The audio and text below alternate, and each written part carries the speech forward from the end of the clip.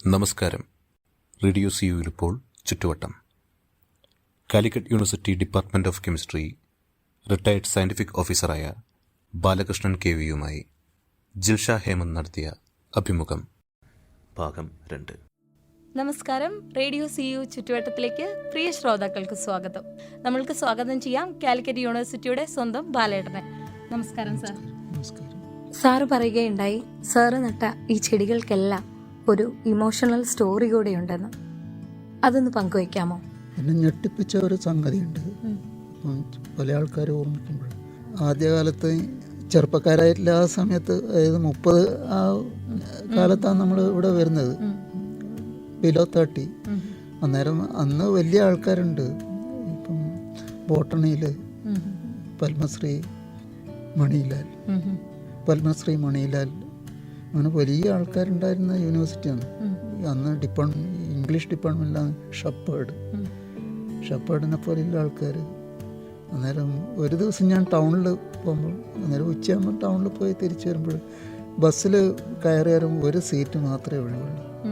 നടുവിൽ ഒരു സീറ്റ് ഒഴിവുണ്ട്. ആ സീറ്റിൽ ഇരിക്കുന്നത് മണിലാലാണ്. അന്നേരം ഒരു ബോട്ടണിയിലെ പ്രൊഫസറാണ്. അന്നേരം അറിയില്ല എന്നുള്ളതുകൊണ്ട് ധൈര്യപൂർവ്വം പോയിട്ട് ആ സീറ്റിലിരുന്നു.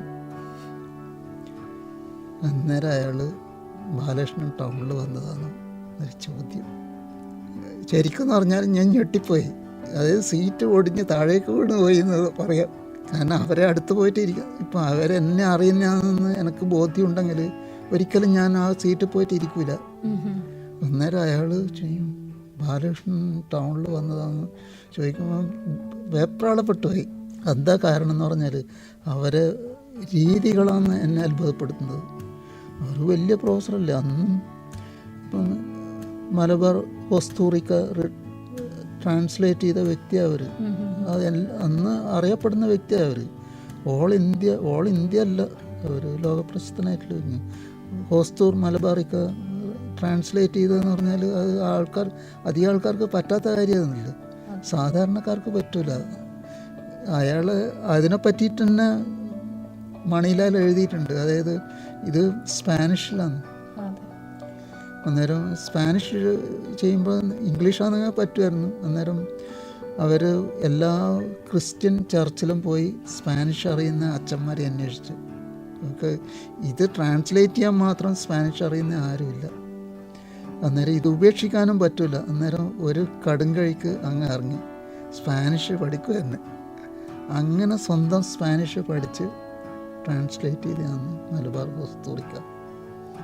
അന്നറിയുന്ന അത്രയും വലിയ ആൾക്കാർ. അന്നേരം എന്താ സംഗതി എന്ന് പറഞ്ഞാൽ, അങ്ങനെ അത്രയും വലിയ ആൾക്കാരും ക്യാമ്പസിലെ ചെറിയ കാര്യങ്ങൾ നോക്കി കണ്ടിരുന്നു എന്നുള്ളതാണ്. അന്ന് ആ വഴിക്ക് ഈ ചെറിയ മാവുകൾ വെക്കാറുണ്ട്. അന്ന് വെച്ച മാവുകളൊന്നും ഇല്ല. കാരണം അന്ന് കുറേ ബാച്ച് പശുക്കൾ ഇവിടെ ഉണ്ടായിരുന്നു. ഒരുപാട് ക്യാൻറ്റീൻ്റെ മുമ്പിൽ തന്നെ 10-15 പശുക്കൾ കിടക്കുന്നുണ്ടാവും. അങ്ങനെ 3-4 ബാച്ചിലുണ്ട്. അത് എല്ലാം തിന്നു കളയത്. അന്നേരം ഇത് വെച്ച് വെള്ളം ഒഴിക്കുന്നത് ഇയാൾ ശ്രദ്ധിച്ചിരുന്നത്. നടന്നു പോകുമ്പോൾ, അവർക്ക് കാറില്ലാത്തതാണ്, രാവിലെ വരുമ്പോൾ ഞാൻ രാവിലെ ഇത് വെള്ളം ഒഴിക്കുന്നത് അയാൾ ശ്രദ്ധിച്ച് കാണുന്നത്. അന്നേരം അന്വേഷിച്ചിട്ടുണ്ടാവും. ഇവരൊന്നും അത് ചെയ്യേണ്ട ഒരാവശ്യമില്ല, അത്രയും വലിയ ആളല്ലേ അവർ, വലിയ ആൾ. പക്ഷെ ആ ചെറിയ കാര്യം പോലും അവർ നോക്കിക്കണ്ടിരുന്നു. ആരാ ഇതെന്ന് അന്വേഷിച്ചിരുന്നു. അയാളുടെ ഡിപ്പാർട്ട്മെൻറ്റിലെ ആളല്ലേ. ഇപ്പം പ്രൊഫസർ തങ്കരാജൻ പറഞ്ഞ അവർ എന്താ ബാലകൃഷ്ണൻ വിളിച്ച് കഴിഞ്ഞാൽ നമ്മൾ അത്ഭുതപ്പെടില്ല. പക്ഷെ ബോട്ടണി ഡിപ്പാർട്ട്മെൻറ്റിൽ ഒരാൾ വിളിക്കുമ്പോൾ അയാളെ സ്റ്റുഡൻ്റാണ് ശിവരാജ്, അയാളെയും സ്റ്റുഡൻ്റാണ് ഡോക്ടർ പ്രദീപ്. അത്രയും വലിയ ആൾക്കാർ, അത്രയും പാരമ്പര്യമുള്ള ആൾക്കാർ. പക്ഷെ അവർ അത്രയും ചെറിയ കാര്യങ്ങൾ പോലും ആലോചിച്ചിരുന്നു, വിലമതിച്ചിരുന്നു എന്നുള്ളത്. അതെ, നമ്മൾ ചെയ്യുന്നതൊക്കെ യൂണിവേഴ്സിറ്റിയുടെ നന്മയ്ക്ക് വേണ്ടിയിട്ടാണല്ലോ, കുട്ടികളുടെ നന്മയ്ക്ക് വേണ്ടിയിട്ടാണല്ലോ. അപ്പോൾ അതെന്തായാലും എല്ലാവരുടെയും മനസ്സിലുണ്ടാവേണ്ട കാര്യവുമാണല്ലോ. ഞങ്ങൾക്കിപ്പോൾ ഒരുപാട് അഭിമാനത്തോടെ സാറിൻ്റെ മുമ്പിൽ നിൽക്കാൻ പറ്റുന്നത്, നമ്മുടെ ക്യാമ്പസിൽ പൂത്തു നിൽക്കുന്ന ബൊട്ടാണിക്കൽ ഗാർഡൻ ഉണ്ട്, ഒരുപാട് തരം വെറൈറ്റി സസ്യങ്ങളുണ്ട്, അതൊക്കെ നമ്മൾ പരീക്ഷിച്ച് പോരുന്നുണ്ട്. എങ്കിൽ കൂടിയും എല്ലാവർക്കും അവൈലബിളായി, കുട്ടികൾക്കൊക്കെ കയ്യെത്തും ദൂരത്തൊരു കാര്യം എടുത്ത് കഴിക്കാൻ പറ്റുന്ന വിധത്തിൽ മാർക്കറ്റിലൊക്കെ ഇത്ര അവൈലബിൾ ആണെങ്കിൽ കൂടി ഇപ്പം അറിയാം നമ്മൾ ജീവിക്കുന്ന സാഹചര്യം വിഷരഹിതമല്ലാത്ത ഒന്നും തന്നെ ഇല്ല. അങ്ങനെ ഒരു കാലത്ത് ഈ പഠിക്കുന്ന കാലങ്ങളിൽ അവർക്ക് നുണയാൻ ഇവിടെ കിട്ടുന്ന മാമ്പഴങ്ങളാണെങ്കിലും ഞാവലാണെങ്കിലും എന്ത് തന്നെയായാലും അതൊക്കെ സാറിൻ്റെ ഒരു മനസ്സെന്ന് തന്നെ വേണമെങ്കിൽ പറയാം. കാരണം സാറിൻ്റെ കുടുംബം യൂണിവേഴ്സിറ്റിയും കുട്ടികളെ ഇവിടെ യൂണിവേഴ്സിറ്റിയിൽ ഓരോ കുട്ടികളായി കാണുന്നതുകൊണ്ടാണല്ലോ സാറിന് അത് ചെയ്യാൻ സാധിക്കുന്നത്. പലപ്പോഴും ഞാൻ ചിന്തിച്ചിട്ടുണ്ട്.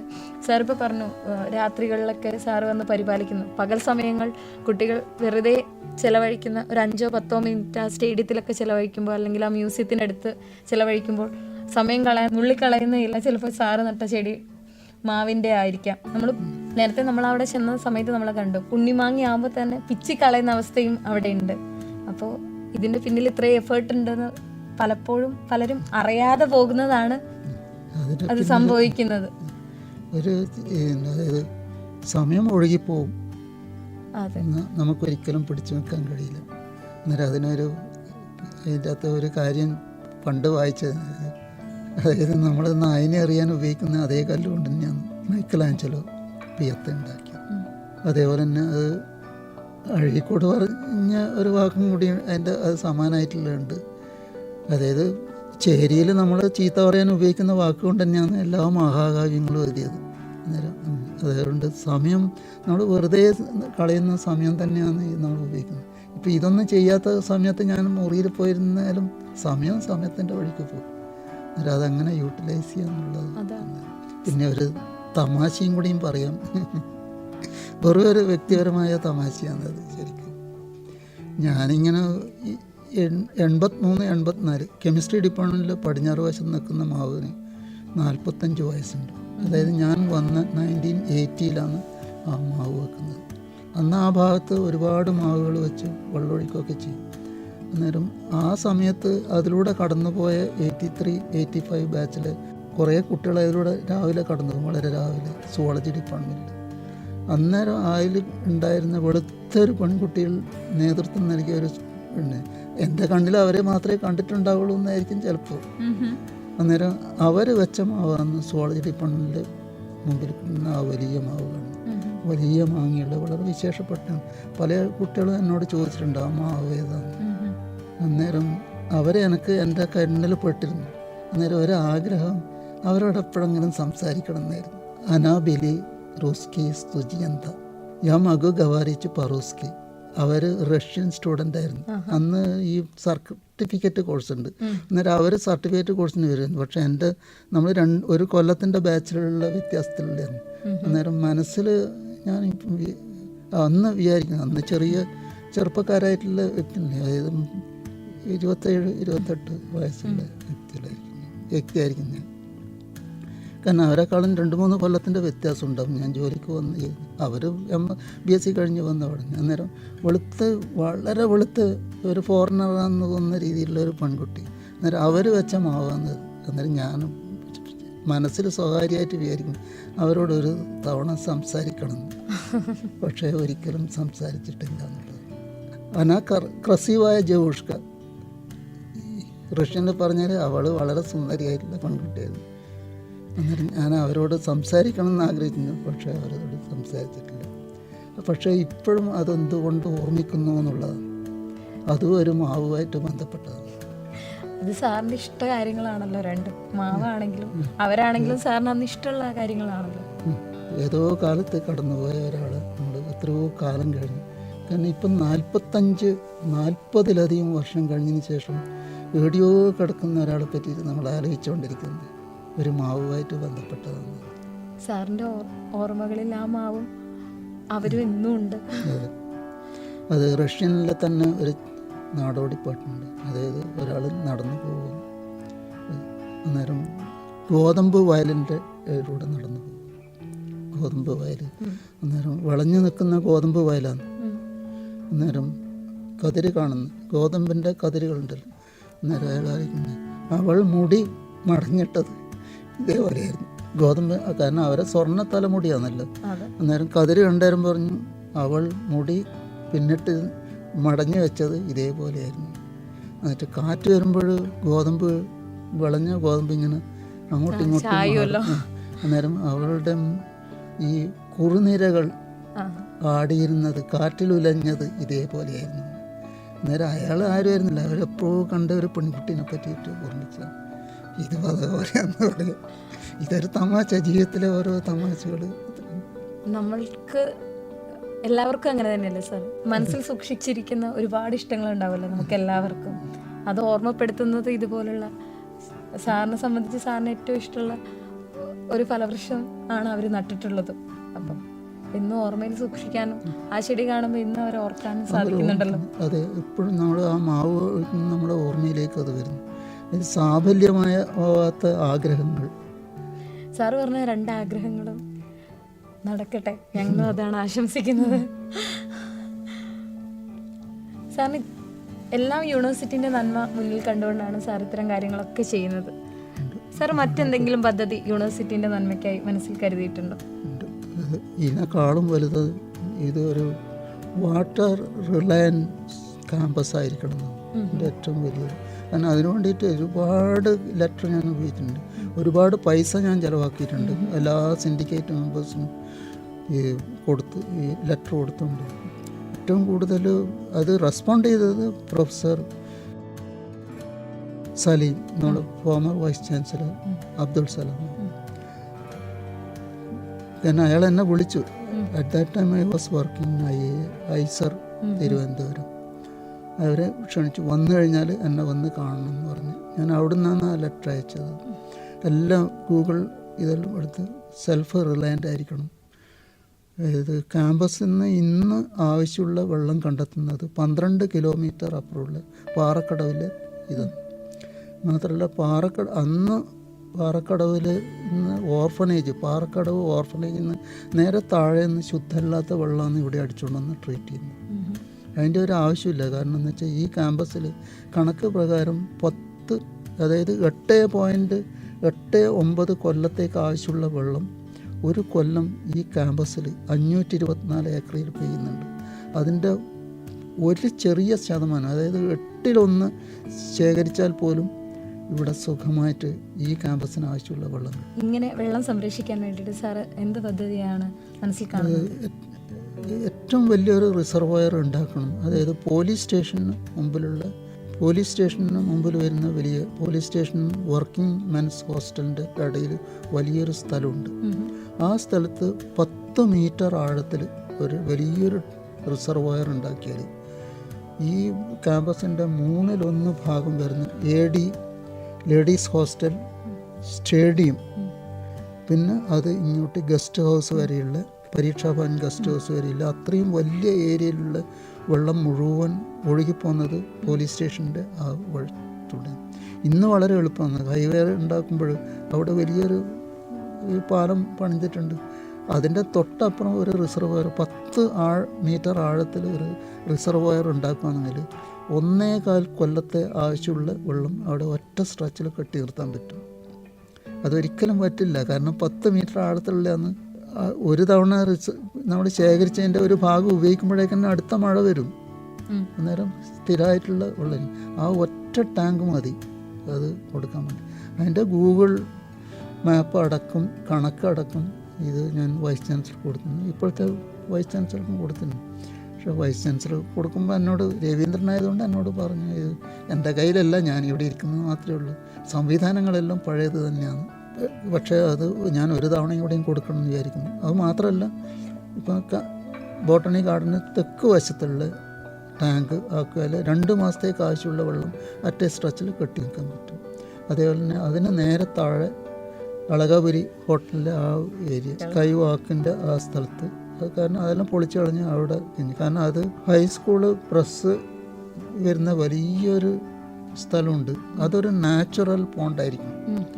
ഒരു നാച്ചുറലായിട്ട് അത് പടിഞ്ഞാറ് വശം മൂടിക്കഴിഞ്ഞാൽ അവിടെ ഒരു വലിയ 10 മീറ്റർ ആഴത്തിലുള്ള ഒരു കുഴി ഉണ്ടാക്കി ആ മണ്ണെടുത്ത് പടിഞ്ഞാറ് വശം ഇട്ടാൽ തന്നെ ഒരു നാച്ചുറലുള്ള പോണ്ടായിട്ട് മാറും. ഒരിക്കലും പറ്റാത്തതായിരിക്കും. കാരണം അത്രയും ഏരിയയിലുള്ള വെള്ളം അവിടെ ശേഖരിക്കും. ഏറ്റവും കൂടുതൽ CWRD, ഞാൻ ഈ പ്രോജക്റ്റ് കൊടുത്തതിന് ശേഷം അതേ പ്രോജക്റ്റ് സലാം വൈസ് ചാൻസലറും CWRDന് അയച്ചിരുന്നു. അവർ വന്ന് ഇത് ഇൻവെസ്റ്റിഗേറ്റ് ചെയ്തിരുന്നു, ഞാൻ പറഞ്ഞ പ്രോജക്റ്റ് തന്നെ. അന്നേരം അവർ സജസ്റ്റ് ചെയ്ത സ്ഥലം അതാണ്. ഒരിക്കലും പറ്റില്ല. കാരണം അത്രമാത്രം വെള്ളം അതിലൂടെ ഒഴുകിപ്പോകുന്നുണ്ട്. അന്നേരം ഈ എത്ര 1.5 കൊല്ലത്തേക്ക് ആവശ്യമുള്ള വെള്ളം അവിടെ ശേഖരിക്കുന്നു. മാത്രമല്ല ഈ സമീപ പ്രദേശത്ത് ഇന്ന് ഈ പറയുന്ന സമയത്ത് പോലും ഈ കടക്കാട്ടുപാറ, അതായത് തേഞ്ഞിപ്പലം പഞ്ചായത്തിൻ്റെ പടിഞ്ഞാറ് വശം വെള്ളക്ഷാമം അനുഭവപ്പെടുന്നു. ആൾക്കാർ വെള്ളം അവിടെ കൊണ്ടുവന്ന് കിണറ്റിൽ സ്റ്റോർ ചെയ്തിട്ടാണ് ഉപയോഗിക്കുന്നത്. അവർക്ക് ഇവിടുന്ന് വെള്ളം സപ്ലൈ ചെയ്യാൻ പറ്റും. അത്രമാത്രം സർപ്ലസ് വാട്ടർ നമ്മുടെ ഈ ക്യാമ്പസിൽ പിടിച്ചു നിർത്താൻ പറ്റും. അത് കാരണം ഭൂമിയുടെ രക്ഷ, അതായത് മാവ് വെക്കുമ്പോൾ വേറെ ഒരു കാര്യം, ഇപ്പം ഭൂമിയുടെ രക്ഷ എന്ന് പറഞ്ഞാൽ depletion of oxygen on earth വലിയ പ്രോബ്ലം എന്ന് പറഞ്ഞിട്ട് അടുത്ത കാലത്ത് ഗൂഗിളിൽ ഒരു സ്റ്റഡി നടന്നിട്ടുണ്ട്. ഓക്സിജൻ അവൈലബിലിറ്റി കുറഞ്ഞു വരുന്നു, ഡിപ്ലീഷൻ ഓഫ് ഓക്സിജൻ. അന്നേരം എന്ന് പറഞ്ഞാൽ വെജിറ്റേഷൻ കുറയും, കാർബൺ ഡൈ ഓക്സൈഡ് കൂടും, ടെമ്പറേച്ചർ കൂടും.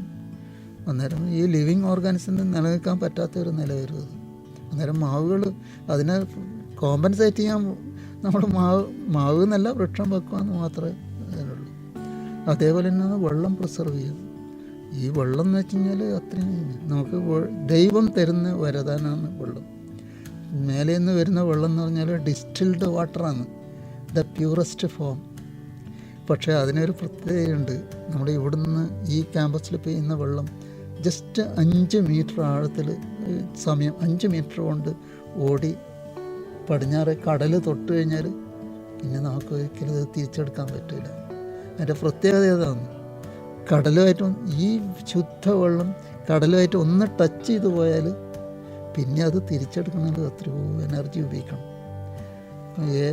ഗൾഫിൽ നമ്മൾ വെള്ളം ഉണ്ടാക്കുന്ന ഒരു പെട്രോൾ കത്തിച്ച് ആവിയാക്കിയിട്ട് തിരിച്ചെടുക്കേണ്ടി വരും. വേറെ ഒരു വഴിയില്ല. പ്രകൃതിൻ്റെ ഒരു പ്രത്യേകതയാണ്. ഇത് പോയി ഒന്ന് ടച്ച് ചെയ്ത് പോയാൽ മതി, പിന്നെ അത് തിരിച്ചെടുക്കാൻ കഴിയില്ല. അന്നേരം ആ വെള്ളം നമ്മൾ പ്രിസർവ് ചെയ്യണം for the safety of earth. നമുക്ക് എൻ്റെ മൂല്യം അറിയുന്നില്ല.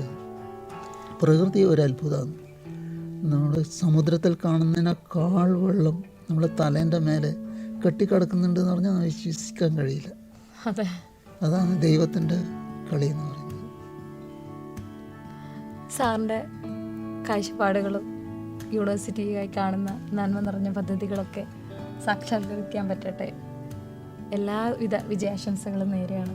മാത്രമല്ല വിദ്യാർത്ഥികളോട് പറയാനുള്ളത്, നമ്മൾ കാണുന്ന യൂണിവേഴ്സിറ്റിയിൽ കാണുന്ന പരിപാലിച്ചുകൊണ്ടിരിക്കുന്ന അല്ലെങ്കിൽ കാഴ്ച നിൽക്കുന്ന മാവിൻ ചെടികളായാലും മറ്റു ചെടികളായാലും അതിന് പിന്നിലൊക്കെ ഒരു അധ്വാനമുണ്ട്, ഒരു സ്വപ്നമുണ്ട്, അതിൻ്റെ പിന്നിലൊക്കെ ഒരു ഇമോഷണൽ സ്റ്റോറി ഉണ്ട്.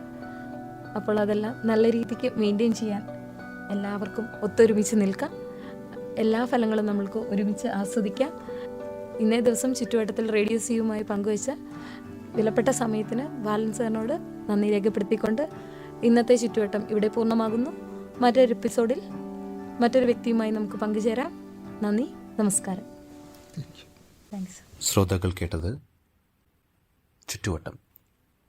കാലിക്കറ്റ് യൂണിവേഴ്സിറ്റി ഡിപ്പാർട്ട്മെൻറ്റ് ഓഫ് കെമിസ്ട്രിയിലെ റിട്ടയർഡ് സയൻറ്റിഫിക് ഓഫീസറായ ബാലകൃഷ്ണൻ കെവിയുമായി radio CU program executive Jilsha Hemanth നടത്തിയ അഭിമുഖം ഭാഗം 2. ചുറ്റുവട്ടം.